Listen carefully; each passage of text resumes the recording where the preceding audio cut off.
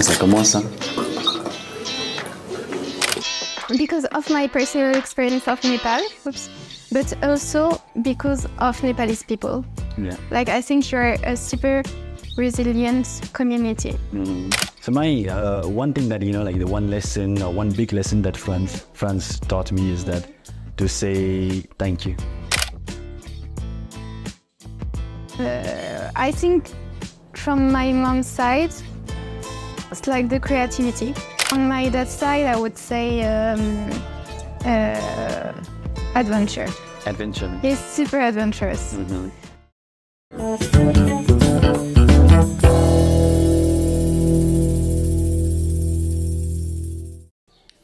Hello everyone, welcome to Chiya Guff series. As I have Lucie with me. We're gonna take this conversation in English. To introduce herself, I would say she is a kind woman and someone who loves life infinitely. How would you introduce yourself? So my name is Lucie. I'm 26 years old. Yes. And I'm French. And this last 2 years, I live between London, Morroco, and Kathmandu. Okay. So how's life going? It's all good. Going well. Yes, yes. What's your most current thing that's going on? I'm leaving Nepal soon, like in 3 days. So this is the main thing that's happening. Yeah. Because I don't know when I will come back. It's the end of my fieldwork for my PhD here. Yes, I have to leave, and that's the main point of my life for now. Do you kind of feel emotionally a little heavy right now that you're leaving Nepal soon? Yes, a bit. Because I love these days. Like last time, I didn't like Nepal at all. Like if you talk to my family, they would say she hated Nepal and everything. But this time, it was really nice. Like I went for trekking. Yeah. I have my studio. I have my friends. I'm doing pottery and everything. So it's nice.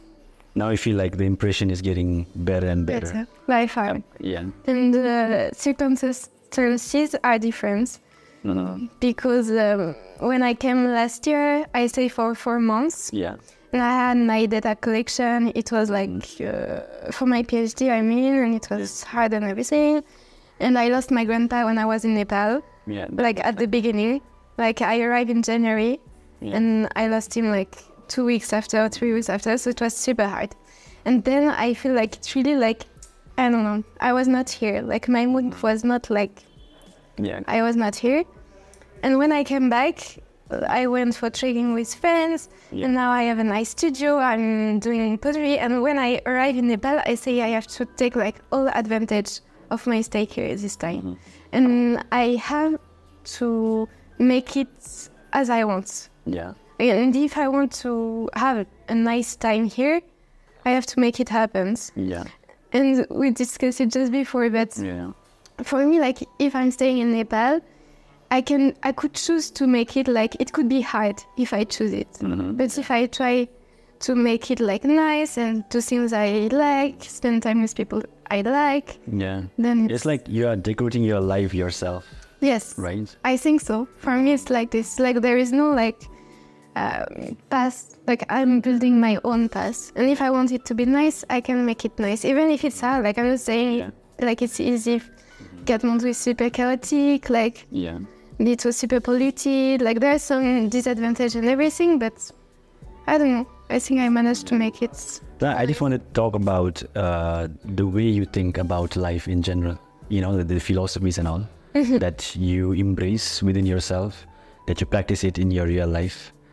Because it feels like you are having the driving seat of the car of your life. Yes. And I just want to know if you are comfortable with sharing your way of thinking and your way of living your life. Yes. For me, I don't believe in any God. And I think this is the main point that's driving my life. Because it means that I'm the only one responsible. If I hurt someone, or if I'm not successful, or if I'm not happy in my life, I'm the one responsible. Because even if hard things can happen, you can always like find joy, find your people, find your hobbies, find your whatever makes you happy. And yes, I'm trying like to build the life I like, and I want to be at the end proud of it and say, okay, I live this amount of time and this was my life and I'm happy about it. And because the day I will die, that's it. There is no other life, there is no paradise, there is just like the ground and you came out of nature, you go with the nature. That's it. And it's the end. Like there is no, I think like, for example, when someone dies, the memories are in your heart and everything, but not in souls or not in... How to explain? Like it's in your heart. So it's the same with life. Like you have to make it happen by yourself because at the end it's like nothing material or there is no paradise or there is no... So what's your like magic of dealing with hard times, like sufferings, and even like you mentioned that in your first visit to Nepal, your grandfather passed away and it was hard for you. How did you deal with that? I didn't manage well properly. I didn't like, but I'm working on it. I'm working on it to like, let's say, manage my feelings and try to, I mean, my philosophy of life is to try to have a good life and make it happen. But it doesn't mean like it doesn't mean I'm making it properly. Because I'm like struggling sometimes and it's hard and everything. I rely a lot on people like my family, my partner, my friends, and I was like, but I think I was super like hard like to manage and to understand. And I think it lasts for 1 year. And now I'm really working on my feelings and how to like just let it come and goes. And how do you do that? Like do you have any specific thing like meditation or maybe like pottery even could be therapy? But yes, exactly. Like actually the main difference now is that I'm really like trying to do things I like painting, like pottery. And it's really like relaxing, you know, you just have the wheel and the mud and you are making a thing and you are super focusing. And I think like I listened to a podcast I sent you about prayers and the effect of prayers on brain. And some studies found that it's similar to meditation and that it's similar to some artistic activities. And it's like this, like when I'm doing pottery, like I know that it's 2 weeks per day that I have, and it's really like my time. Like I don't think about anything. I don't think about, I don't know. I'm just alone by myself and doing things. So can I say that pottery is currently your way of meditating? Yes, I think so. Because like meditation, people have their own definition of meditation, but meditation doesn't necessarily mean that you have to sit in a lotus position, you know, having that particular rhythm of breathings and all. I think it means that whatever you are doing it with like full focus. Yes, I think that's meditation. I think pottery is like this, painting also. Trekking, same feeling. Which heals you a lot. Yes, same than pottery. In that when you are working, okay, like the few hours you think. But at some point you don't think anymore. I don't know. You go total blank, like space. I don't know. Hey, let's say 8 hours of walking. You think the 2 first hours, but then like your brain turn off somehow, and you just walk and you enjoy, and maybe you see like birds, and you just contemplate in silence and everything. That's it. This is, I think, how we meet, right? Like your love for traveling and trekking. Somehow we happened to meet at Gargompa, the oldest monastery. Yes.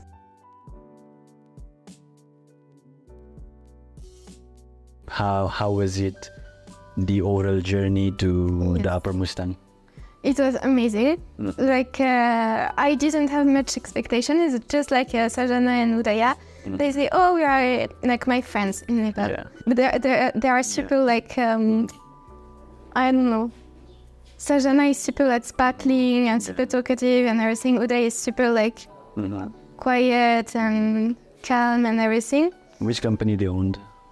With yes, Hub, Explore Hub. Explore Hub, yeah, okay. Is it this? I think so. I'm not sure. Yes, that's. And so they say, oh, we are going there. If you like to come with one of our friends, you can come. We're going to the Tiji Festival in the storm. And I went like this, and it was amazing. Like, yeah, just with friends, and it was like. What's the like? I'm sorry to interrupt you, but what's the village you love the most?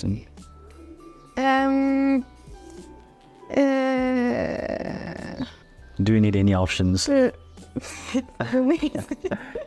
for the names, yeah. For example, you have Lomanthang, yeah. So now you remember. Because there are a lot of villages, right? Do you remember every village? No. Sharong, Yara, Yes. Di. Yeah, oh wow, okay. Yeah. You remember. Muktinat. My favorite was, I don't know, Lomanthang. We stayed a lot. So I quite enjoy because we had time like to really explore. And in the morning we were going for sunrise. Wow. And we had time like to know people who were hosting us. And that's nice. This is the way I like to travel. Yeah. But so I would say Lomanthang. Lomanthang, okay. Well, why specifically Lomanthang? Because we spent a lot of time. So it was nice like to really like spend time with people. And I think it like because it was the festival, it was super like spiritual. Yeah. Even if I'm not into this much. Yeah. But it was like a particular feeling, like I don't know, it was really nice, and people were all sharing the same, I don't know, objective somehow, enjoying the festival and spending time there. And the day were like, in the morning we were doing our things, and then we were going to the festival, spending the afternoon there. Spending the afternoon. Yeah, it was nice. What about you?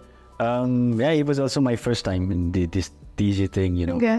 Before I observed my first TG at Pokhara, if you remember. Okay, yes. Pokhara. So it's been like 3 or 4 years that TG was like TG is also happening in Pokhara, in Really? a monastery called Pemachal Monastery, which is in Himza of Pokhara. I didn't know. Right, and normally TG is supposed to happen just before the Tibetan New Year. Okay.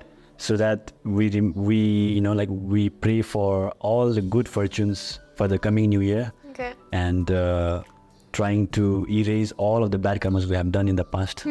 So Tenchi basically is like Tiji or Tenchi basically is for the 31st of the final year, like. Okay, yeah. And so it was like kind of a spiritual vibe at that time at Lomanthang, because honestly, like those sounds of holy drums and cymbals, and what was that thing, like a huge thing. Yeah. So it was quite a spiritual thing, and even my friend, he predicted rain the third day. Rained. Yeah, it rained. Yes. Because it's quite strange, because it's in a rain shadowy area, and rain is very rare to see, especially in this month, like in the month of March and April. Yes. It was not supposed to rain. Yeah, it was not supposed to rain, and my friend, he predicted rain just 3 days before. Yeah. So it was quite a unique experience to It see. was the last day. Yeah. And it was like in the field. Yeah. It was super nice. Yeah. And like every choreographed, steps performed by the monks, they have like unique meaning to it. And the whole community enjoyed it. Yeah, it was super nice. Did you take a lot of photos there? So many pictures. So many pictures, yeah. Yeah, I love. Even like there were those photographers who was like, trespassing and taking too much of photos. Too much. Let's not talk about this. Like, that's really pissed me off. Yeah. I think like people are not like. I think they should know how to enjoy the trip rather than just being there for the photography. Yeah. Exactly, and like you can take pictures, but like if it's pissing you off because like you can't take this shot that you're looking for, then what's the point to take pictures? Yeah, even like they were interrupting the the march dance and everything. It's so annoying, and they were sitting like with the locals. Yeah. annoying, really like. So now let's talk just about one thing, you know, like that Nepal taught you, and later I'll tell you that one thing that France taught me as well. I think resilience. I think because of my personal experience of Nepal, but also because of Nepalese people. Yeah. Like I think you're a super resilient community. Like really, like in the mountains, like people have like super hard life, and you see how they adapt to the I don't know joy of life. Yes, environment and everything, and even like with my friends, like they have like sometimes they have like tough stories and everything. Yeah. But everybody is like super like I don't know, like it's like this and this is our life, but we have to move on. Yeah. And this really like linked to my philosophy of life. Like this is happening, yes, but we have choice to make it, to take it like positively somehow. Yeah. Even if it's sad, even if, yes, I love this about Nepal. Like, and pottery. Yeah. So it's just like the wheel, you know, that's continually like circulating. Yes. The life is just moving. And, And in the middle, you are shaping your own thing. Exactly. Yeah, exactly. Like, sometimes it's chaotic, but you manage. So my one thing that, you know, like the one lesson or one big lesson that France taught me is that to say thank you, to say merci, you know. Okay. That's a huge thing, I think, to appreciate others people's hard work, whether it's like a small thing or a big thing, at least to saying thank you. But that's true. In Nepali, you never say, not never, but you don't say a lot thank you. We do, but I think it's understood through just, you know, through gestures and through smiles and. But you don't say it explicitly. Yeah. And in France, I got this habit of saying thank you, just for even for small thing. Yes. And that is what I'm practicing even in the streets of Nepal these days. Even in my family members and my friends, even for small thing, I say thank you, and they'll be like, "Who are you? Are you the same guy?" And I'd be like, I say like a thank you. No, it's important. I have to say thank you, and I think it's important. Yeah. But to be honest, I don't know. Should I say this or not? But I think these things are taught in the schools, right? Or your family usually when you are really tiny. Yeah. Like if someone give you a cup, like, or a glass of water, you say thank you. Yeah. Or like you give, and if the kid, what we say, thank you. Yeah. You see how? Yeah, I like think this that's is like politeness. Yeah. So I see that. Yeah. Even like in the roads, if someone is coming from backside and you want to pass by, right? You say, "Forgive me, can you leave me?" Yes. Pardon. That's a beautiful thing, to be honest. Okay. That's a beautiful thing, and I think that is what France taught me until now. Okay. Yeah, to say thank you. So now let's talk about this. Yeah, and you have the right, okay, to not answer it, and we can just move on with another question. Do you have like any childhood good memories or traumas that you want to share? Maybe good memories if you wish. Good memories. Good memories, many. Many. If you have to share one good memory, then. I'm really lucky with my childhood. I would say camping. Camping. With my parents and my sister. Where was that? I can't remember like where it was, but I remember like we were in shoot Decathlon tails, Syria, and with two bedrooms. And in the morning, I was staying with my sister. And in the morning, when we were waking up, like, you know, you have the light, like starting to, I don't know, it started to be bright. And we were together, and it was warm already because it was during summer and everything. We were laughing, playing inside on the air mattress and everything. And I love this. Like all my holidays memories, like it was in France. But like, I loved it. And do you go often there or like? Every year. Every year. It was like the summer, like 2 weeks with my parents and my sister. We were going mostly in Brittany. Britannia, okay. Yes, yes. Most of the time in Britannia are a bit like south, but not much. Yeah. That's a beautiful place, right? I mean... Yes, yes, it was visited. Why do you appreciate that place so much? Because the landscape. Because the landscape? Yeah. Is it similar to Nepal or...? No, no, no. Not at all? No, no, because we have the sea. So we have the ocean. So the coast is like super beautiful. Yeah. And yes, it's just the ocean. Let me just ask you one simple thing. Are you like a mountain person or a beach, like ocean person? Which do you prefer more?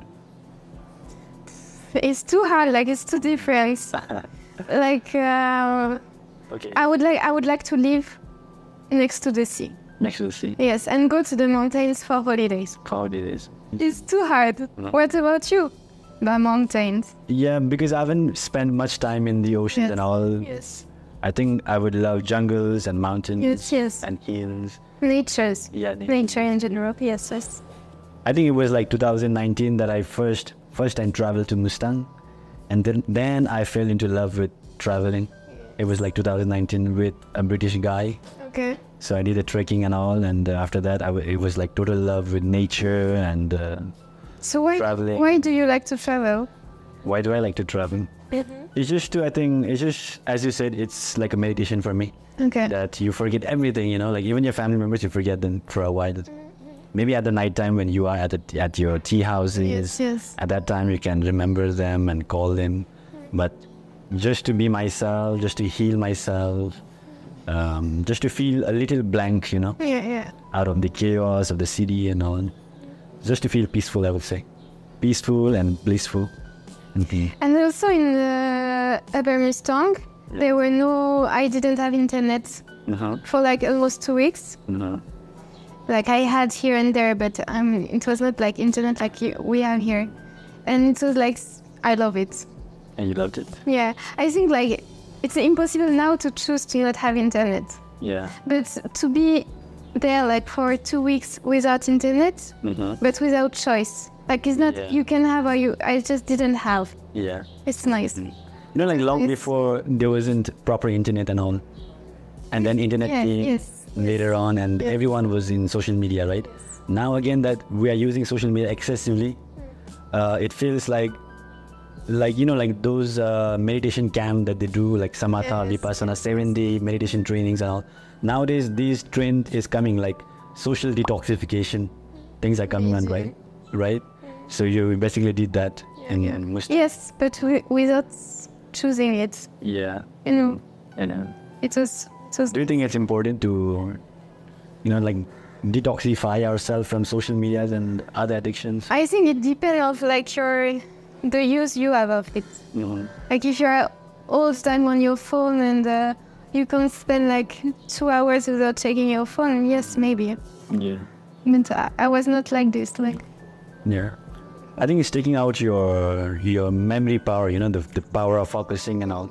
Yeah, definitely. And you are losing so much time. Yeah, definitely. Because when you scroll, like then what? Yeah, you spend 2 hours, and after 2 hours, like if someone asks you a question, what have you learned? Yeah, nothing. Nothing. Impossible. Yeah. Even just say like, what did you watch? You don't remember. Yeah, and even like screen time is increasing, like 12, for some it's like 12 hours. Last time I checked my nephew's screen time, and it was like 14 hours. And I said to him like you are spending half your day in your phone, that too continuously.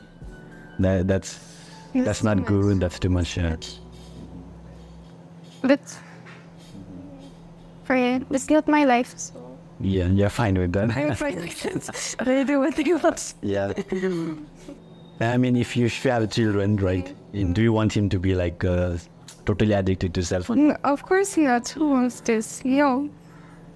But I don't know. For people like they are like old enough to choose. Yeah. And it's their life. Like I don't care. It's not mine. Let's talk about like parenthood. Like you have been raised up by your parents, and me, I've been raised by my parents. Okay. What was a beautiful thing, like bringing up, by your parents? Okay. I think from my mom's side, it's like the creativity. Like all the fact that I have a lot of hobbies. Like I'm doing a lot of things outside work, let's say, and because like she had all her Wednesday, and every Wednesday we were doing activities, and she was driving us to, I don't know, activities, yes. And on my dad's side, I would say adventure. Adventure. He's super adventurous. Like, for example, when I'm going, all the time I'm going back to France, if we have a day together, rather we go to the sea for walking, or we go to the forest. Forest is really our thing. Like, we go for 2 hours in the forest just next to our place, and we spend time like collecting mushrooms, or just walking around and talking about life, and it's the opportunity to catch up and everything. Because we don't go like often, we are in touch a bit, but not really. But when we are like working and everything, we can talk about like important things. Then does your father, he loves plants? Like no way. Like too much. When we were trekking with Sajana, or when we are traveling together, always like taking pictures of plants and what is this, and asking people what is this plant, I don't know this plant, and stopping pictures, no. So he loves.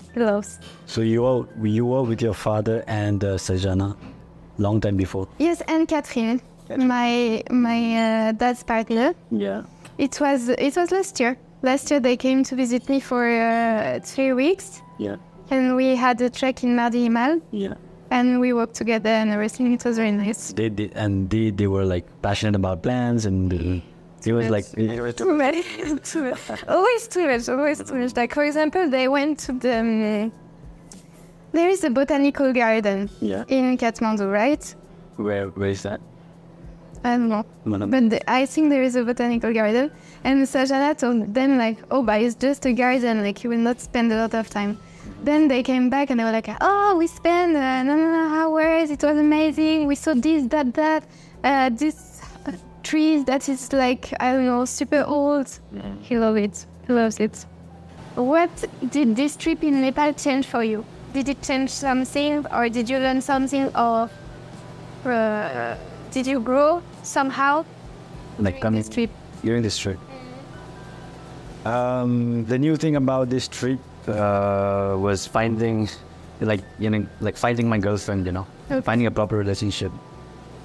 So I think it gave me a sort of responsibility and a direction in my life that you can't, always be a nomad in your life. Yes. You should have a particular objective and be focused on that and be responsible, plan for the futures. And so I learned that recently from this trip, specifically after having my my fiancee, we can say. Secondly, long before, it was not like the current state. Because now I have what I need. Yes. Yeah, everything is like. I would say I feel gratitude these days for that. I have everything. Whatever I need, I have it right now. So I see life right now as a blessing, and it's beautiful just to observe people, in their daily life and getting to enjoy as a tourist. It's different. They're different, yeah. It still feels home, but it feels a little different. Like you having the power of, like feeling like a tourist and feeling like local at the same time. Yeah. So it feels home. It feels good. I think these days I'm realizing the gratitude more and more and more. Okay. So I'm just happy for that. So let me ask you this. So very soon you will be going to Morroco, right? Yes. Oh, are you excited about that? Yes. Why are you so excited? Yeah. Well, because I have my partner there. And we didn't meet for 3 months now. Yeah. And because I love Morocco. You love it? Yes. It's nice. Like there is the sea, and we go for surfing. The food is good. Yeah.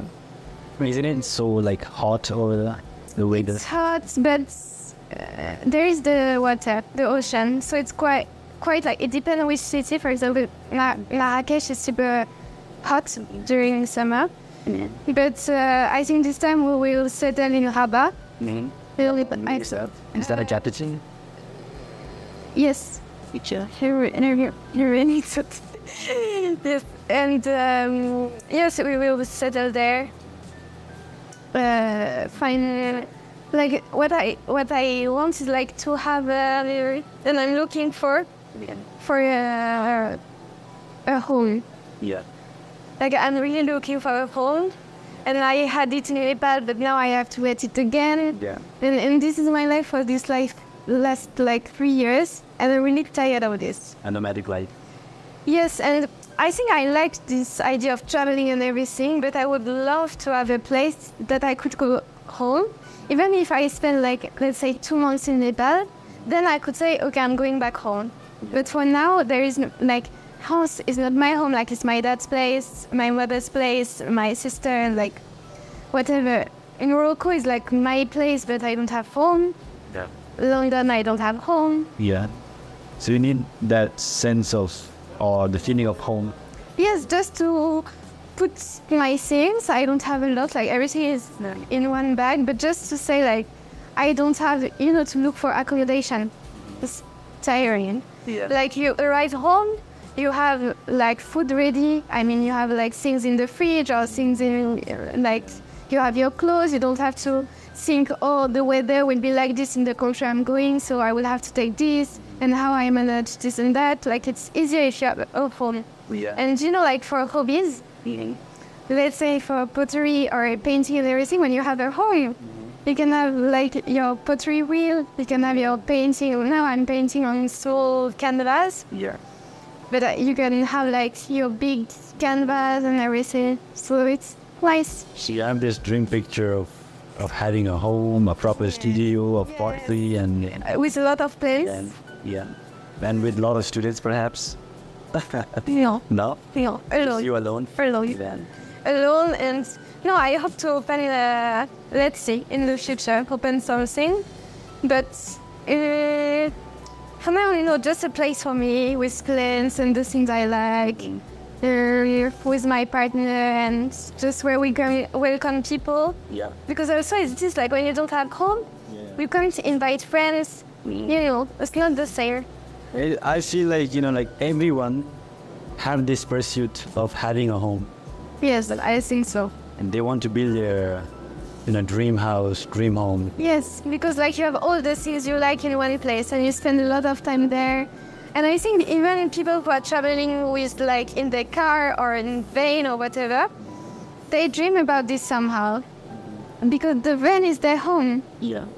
They have everything in their van. So it's a home too, even if it's not how we think about houses, but it's home. Yeah, I've seen a girl from Spain, like who has a caravan, as it was, and she travels from France to Spain. And when she comes to France, she works here for a few months. Again, she has kind of a like nomadic life. She don't care about 9-to-5 jobs specifically. I don't have to like just stick to this job. Yes. I'll work when I love to work. Yes. And I'll pack up my thing. I'll go for a travel. I'll live by the beach. Yes. I think that's a beautiful life. And But she has a home. yeah, she has a home. I think everybody needs home. Yeah. Even if it's like, yes, a caravan or a house or whatever. Even like this trip taught me like after meeting a lot of people, family members and all, like they they passed on to me like this energy, this thought of you need this stability, you need to build a home for yourself, you need to buy a piece of land and all of this. So I think this is everyone's pursuit of having a home or having a home. Yeah. Or yes. Where is your home now? I don't belong anywhere, I think, these days. I think I feel like, okay, I belong wherever I am for the moment. But again, maybe with time, I'll realize the importance of having a home, having a proper home, having a proper sense of family, having kids and all. For what do you need to feel home? To feel home, I might need a proper, how to say that? I need a good wife. Okay. Good wife, maybe kids. Okay. and few friends. You know, like proper relationship, I would say, Okay. in simple terms. And where I can just relax and feel that, okay, this is my home. I have a roof above my head. Okay. I have a bread in my plate. I think that's in a sense of security, right? A sense of security, where you feel safe, and that gives a sense of home. Yeah. More. Right. Like, okay, how long have you been into like relationship with? Yeah. 2 years. 2 years now. Yes. In being. We met in Morroco. Yeah. I was traveling like I'm traveling, and usually I use an app Yeah. called Chefing, where you can meet people and have a cafe or whatever. You can stay in their place. And I always travel like this, like wherever I'm going.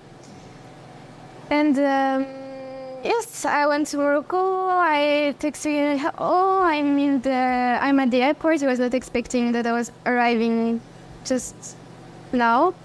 And we met, we just figure out. So okay, now it's been like almost 2 years. 3 years. Me, I'm beginning into Yes. like stepping into relationship. Yes. I want to know from you, what are like the factors necessary in a relationship, in a proper relationship? I think like there is one thing super important. Is communication. Communication. It's like really like mostly like with Ismail, like we don't have the same culture Yeah. because he's from Morocco. Yeah. He's Muslim, Mm-hmm. so there is a huge culture difference. Yeah. We are living in this country, Yeah. so it's also make a difference. And I think we manage everything by talking to each other, trying to understand each other, even if sometimes it's hard, of course, but it's just trying to share your feelings. And if something, like if you're mad at something, just explaining, talking, right, bro? Yeah. Talking and listening, Yeah. because talking is not everything. So communication basically is more about listening, right? Yes, I would say, but not just listening and like, that's it. Like, listening and like, Applying it to. yes, applying or answering, questioning. Maybe if you don't agree, don't understand, you can discuss it. So you not just live into like conversation, you had to like bring a real change. Yes, and I think like ask questions to understand something that you didn't understand or something that you might have understood like wrongly. Just ask like, but I didn't understand this, or just, yeah, communication, I would say. Do you think this thing is important, like vulnerability, like sharing everything with your partner? Do you think it is important, like to share everything? Like hobbies and everything, or to share? Something which you feel insecure about, maybe it could be child traumas or... I think it's something helping. personally. It's helping in the relationship. Because like what happened previously in your life, I think it influences who you are now. Yeah. So Just important to share. yes, I think it's important to share. But I would say like communication and everything, it's true for every relationship. For family, for friends, Yeah. like even at work, like but with everyone. Like if you have like stable relationship, like I think you need to communicate and listen. But you having a like kind of a nomadic life and having to live and go through distance, you know, how do you manage this distance relationship? We had like hard time. Because like sometimes it's like you're fed up of distance and you're missing each other, and yes, of course, but I think it's also part of life. I mean, I love to travel. Yeah. It's my thing. Yeah. And I can't like not travel for a relationship. Yeah. Even if I love it, like from the beginning I told him, this is my life, my studies, my hobbies, my traveling, everything. It's not an option in my life. So if you want to come, you are more than welcome, and I'm happy to share it. And when we will have the opportunity, I hope I will have the opportunity to travel with you. But for now, it's not possible. And for my work, I have to travel, but also I love it. Now it's for work, but let's say in the future, like if I want to travel, I will continue to travel because this is not an option. But I think like by understanding each other and like I think in relationship you are a couple, Yeah. but you're also two individuals by yourself. So you need to like have your own friends, have your own hobbies to like have a balance. If everything is in the relationship, then it can't work. Yeah. Like if you don't have work or patience or whatever, it's not working. Yeah.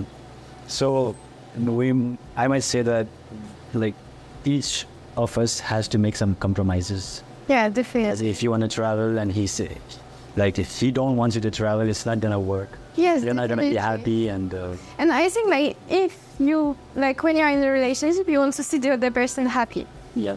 If my happiness is somehow to travel in Morocco, but sometimes like just doing a job I like I'm doing now, this is part of my happiness. Like being in an office and everything, I don't want. And if he's like saying, oh no, you can't do this, that, then there is no point to be in a relationship. Yeah. Break. Yeah, but I hope we'll have the opportunity to travel at some point together. That's the objective. I had this one final question, but I think I already got the answer. But anyway, I just want to question it.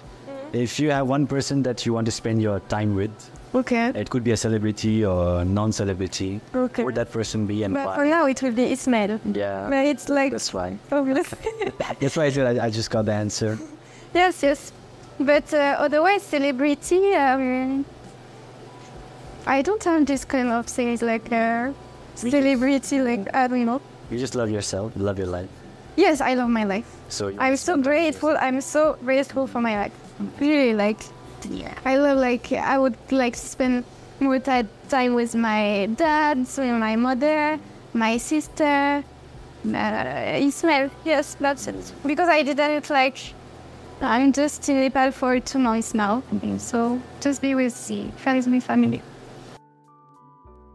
Like going through life, you have learned a lot, and up until now, what do you think is the reason, the secret to your smile, to your happiness? What makes you happy? What makes me happy? Do things I like. The gem. Yes, do things that make me vibrate. Yeah. Things that like, yes, things I like. Okay. Do the things you like, Do the guys. things you like. Okay. So all right, guys, that is how we're gonna end up this podcast. Do the things you love. Bye bye. Bye.